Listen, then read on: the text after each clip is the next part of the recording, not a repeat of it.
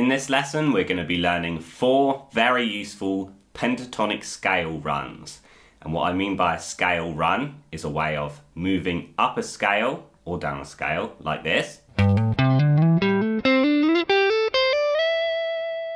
Because as you can see, I managed to go from the 3rd fret all the way up to the 12th fret in quite a short space of time. So that can be a really handy way when you're soloing or improvising to progress up the fretboard.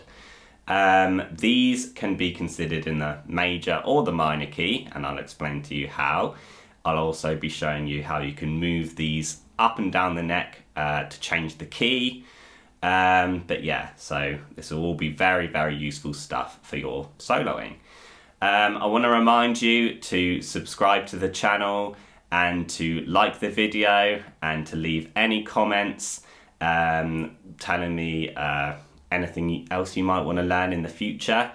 But anyway, let's get into the lesson. Let's learn these runs. Alright, so let's learn this scale that all these runs are going to be based around. It's called the, either A minor pentatonic or C major pentatonic scale. And I'm going to explain to you why soon it can be deemed as either. But let's just start off by learning it. So first of all, finger-wise, you're just going to be using your 1st and 3rd fingers throughout. That's what makes this really convenient and easy one to use. We're going to start off going 3, 5 on the low E string with your 1st and 3rd fingers. Then we're going to go 3, 5, 7 on the A string. Notice I used my 1st, 3rd, and then I just shifted my 3rd finger across to the 7. Alright, so we've got this. 3, 5, 3, 5, 7. And you'll notice that after this, it kind of keeps repeating that kind of shape. So then it's on the next string, it's going to go 5, 7 on the D string. But then on the G string, we're going to go 5, 7, 9. Again with those same fingers. Then on the B string, we're going to shift up to 8 and 10. Alright, and then we're going to play 8, 10, 12. So that's the pentatonic shape that we're dealing with here. Let's play all of that again.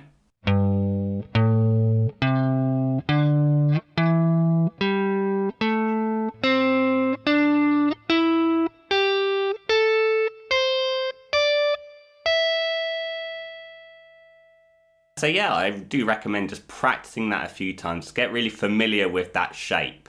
Also, obviously, it's going to be a good idea to practice it going the other way too.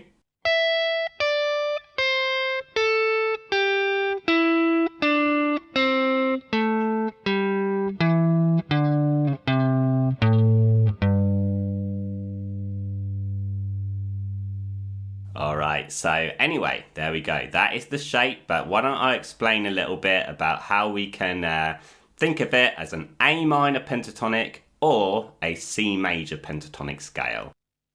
Basically, it's determined by what you're treating as the root note. So, if we treat all of the A notes in this shape, like they are the root note, then it's going to feel like an A minor pentatonic. And we can highlight that by playing the scale again, but playing all of the A's for a little bit longer, holding them on for longer. So listen to this. We got, there's our first A note. So I'm going to hold that a bit longer. Then got another A note there. And then A note on the 10th fret of the B string. And it's funny how if you're just treating that A note as the root note, it sounds like a minor type scale. It's got that dramatic minor sound. However, if we do the same kind of exercise but play longer notes on the C notes, suddenly we got this. So there's our first C note there. Another C note, this time on the 5th fret of the G string. And then C note there. Okay, so yeah, suddenly it feels like a major type scale.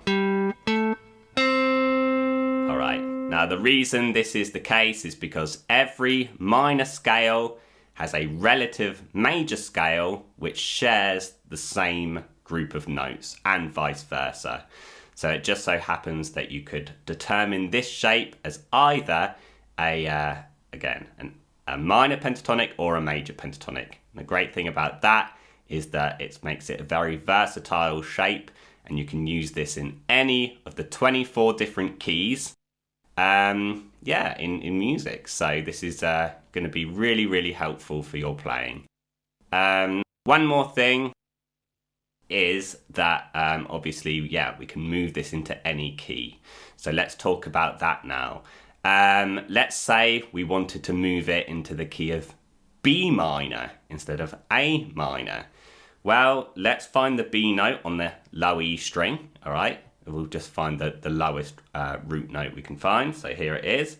There's the B note on the E string. Now again, if you think about the previous one, that A came in as the second note of the scale. So if we just have that B note as the second note of this scale shape, so we're going to actually start on this A, but we're going to treat this like the root note.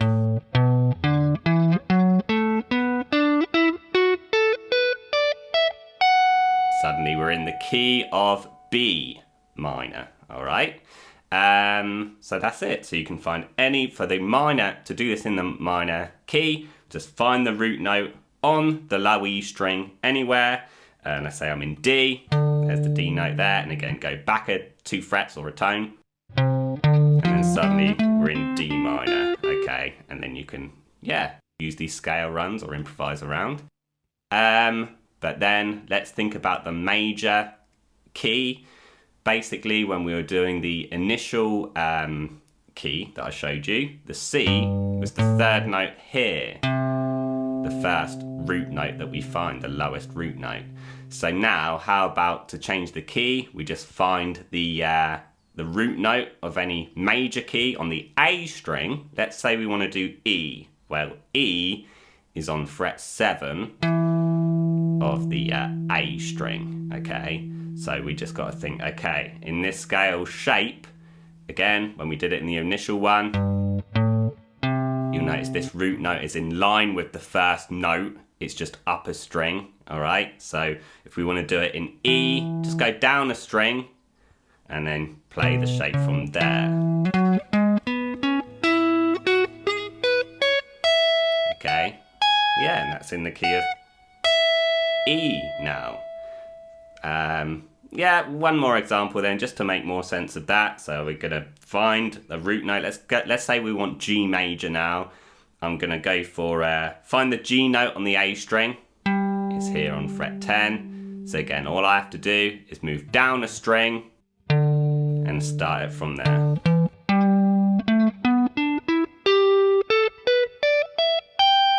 And again, I can use all of these upcoming scale runs in any key now, just by moving it up and down the neck. So here's the first scale run. We're going to start off with a hammer on from 3 to 5 on the low E string. Then we're going to do a hammer on from 3 to 5 again, this time on the A string. But as soon as you've done that, you're going to slide your 3rd finger up to fret 7 of the A string. So you're going to pick once, but get 3 notes through. 3, hammer on to 5, slide to 7. So let's put that all together so far.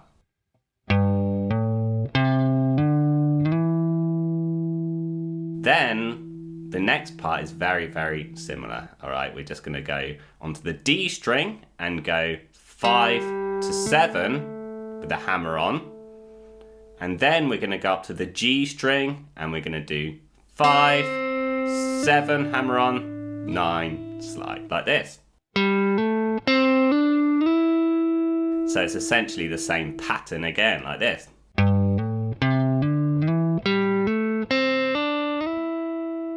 Alright, then the next bit is going to shift up to 8 and 10 of the B string, a hammer on from 8 to 10, and then again, same kind of thing. We've got a hammer on from 8 to 10 on the high E string, and then a slide up to that 12th fret. So if we put all of that together,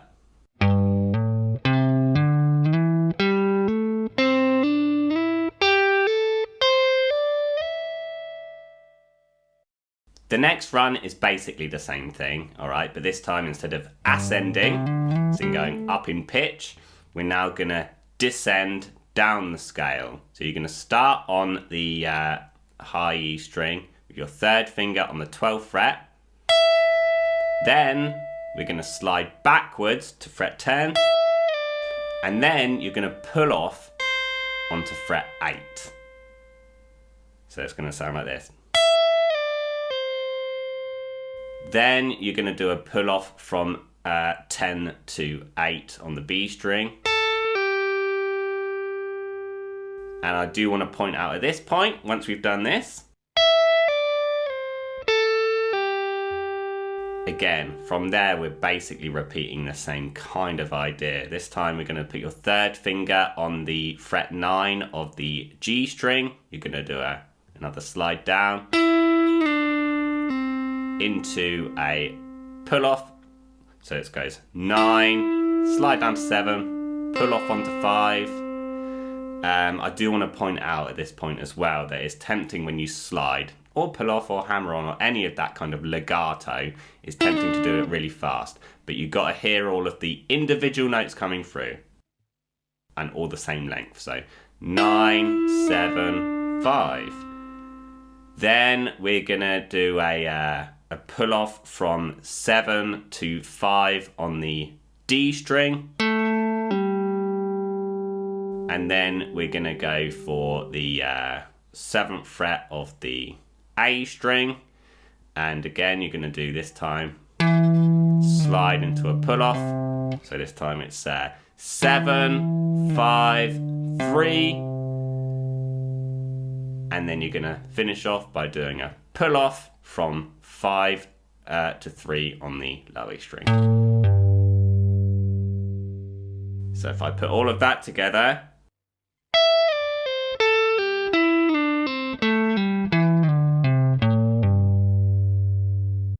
run 3 is probably the fastest run of the lot, but it still uses a lot of legato, as in hammering on and pulling off and sliding.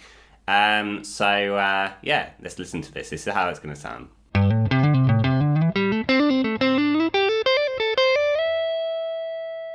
So the difference here is we've got these quick flicks, all right, which is like a quick hammer on and pull off. We've got those added in, which kind of makes it sound a lot faster and more intricate. We're going to start off by doing a hammer on from 3 to 5 on the low E string. All right, and then you're going to do a quick hammer on and pull off from 3 to 5, back to 3. All right, so far it's this. And by the way, I do recommend in this whole run to do alternate picking, down, up, down, up, down, up the whole time, especially when you start to speed it up. So it's going to go, again. Then it goes down to the 5th fret of the low E string with your 3rd finger. And then again, we're going to go up to fret 3 of the A string, do a hammer on from 3 to 5, and then a slide up to 7. So that's kind of our little pattern this time. So it's going to go like this. Then again from there does very similar stuff. We're going to go up to fret 5 of the D string and do a hammer on from 5 to 7.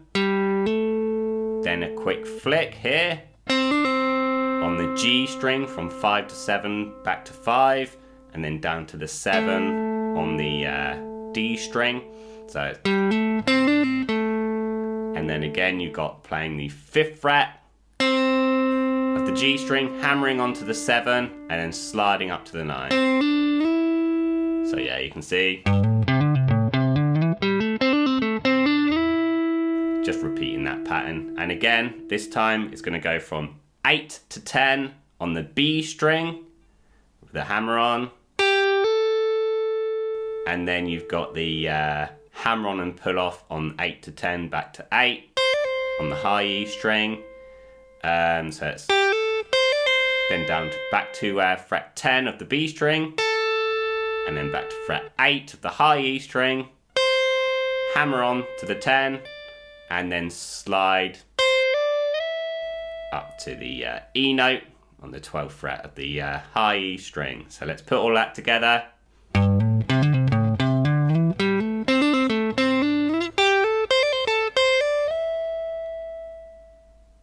And run 4 is going to be another one that descends back down the scale. It's going to sound like this.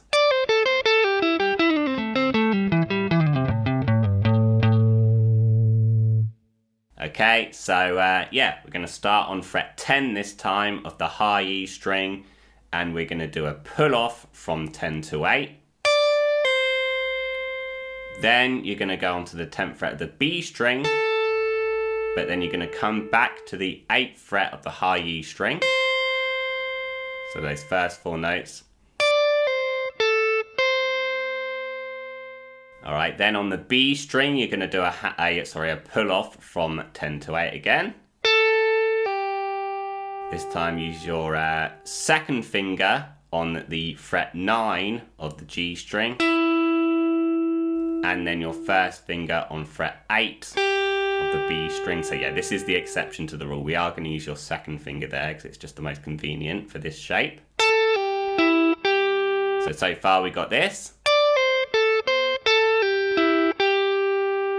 Right, now this next part is going to be a slide down into a pull off. So again, don't forget at this point, what we want to do is have all of the notes come through separately and all the same length like this.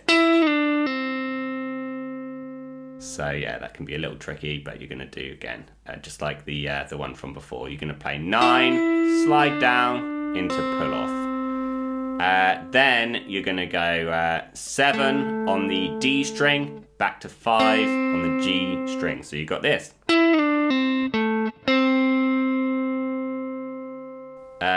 Then yeah, after that you're going to do 7, 5, another pull off on the D string, down to 7 on the A string, back to 5 on the D string. Then you're going to do similar to what we did on the G string. You're going to play the 7th fret with your 3rd finger, slide down, and then pull off. So again, 7, 5, 3, then playing 5 on the low E string, and then coming back to the 3 on the A string, and then you can just pull off on that low E string from 5 to 3. So let's put all of that together.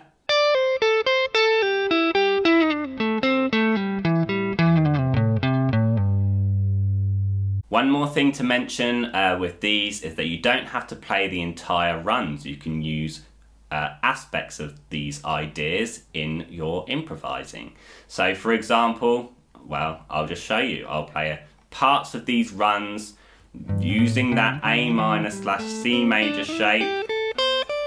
Okay, and but I'll add in longer notes here and there. I'll use elements of improvisation, licks, but I just want you to see if you can spot when I'm using the scale run. So here we go.